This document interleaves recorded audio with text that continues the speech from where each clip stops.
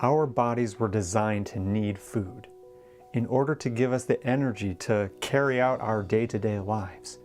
We need to eat. That's what hunger was designed and given to us by God, to remind us and demonstrate the urgency that we need to eat in order to continue our physical lives. But there's something far more important than physical hunger and meeting our physical needs. When the children of Israel were in the wilderness, God taught them this important lesson. All of the people came out of Egypt and they all came into the wilderness and quickly discovered the importance of needing food to fulfill their physical needs. And so God gave them what they called manna, bread from heaven, to eat every day. And all they had to do was get up in the morning and go out and gather this food that God had given to them. And by doing this simple thing, God was trying to teach them that they were actually completely dependent on Him for this daily need. When Jesus came to earth, He referred back to this same time in Israel's history when He was in the wilderness being tempted of the devil. The devil told Him to turn stone into bread to fulfill His own physical hunger. And Jesus referred back to the children of Israel by quoting this verse, "Man shall not live by bread alone, but by every word that proceedeth out of the mouth of God." That is a mind-blowing statement. Man does not simply live by physical food, by food that we eat on a daily basis. That is not how we truly live. God is getting at a more important truth here.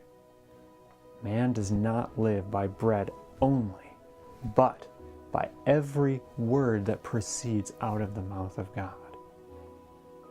In short, in order to live, we need the Word of God.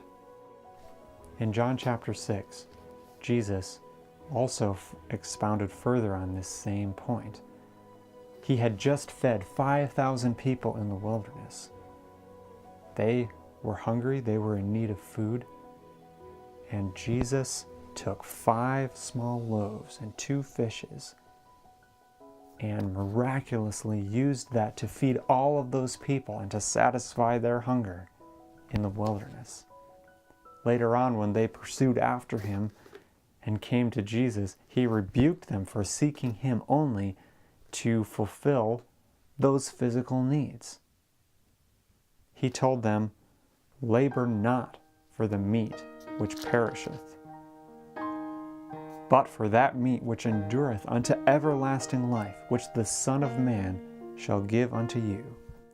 And when they brought up the children of Israel in the wilderness, Jesus said this important statement, "Your fathers did eat manna in the wilderness, and are dead.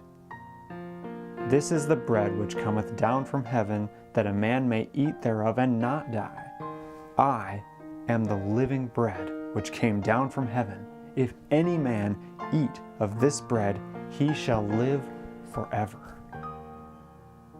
And the bread that I will give is my flesh, which I will give for the life of the world." Jesus is the living bread. Jesus, the Word of God, the Word made flesh that dwelt among us. He is the living bread. And He gave an important promise here. If any man eats this bread, he will live forever. In order to truly live, we must eat the Word of God. Jesus also said, "It is the Spirit that quickeneth, that giveth life. The flesh profiteth nothing. The words that I speak unto you, they are spirit, and they are life." And then He said, "But there are some of you that believe not." Sadly, we often do not believe the Word of God ourselves. Jesus is the Word made flesh that came down from heaven, the living bread which God has given to us, that if we eat of this bread, we will not die. So let us believe his words. Let us daily eat the word that God has given us. Let us freely accept this promise. I am the living bread which came down from heaven. If any man eat of this bread, he shall live. This is an important lesson that God has been teaching me as well. In order to live, I need Jesus. I need the Word of God, and I must eat it daily. Would you join me in seeking Jesus, in eating his Word every day?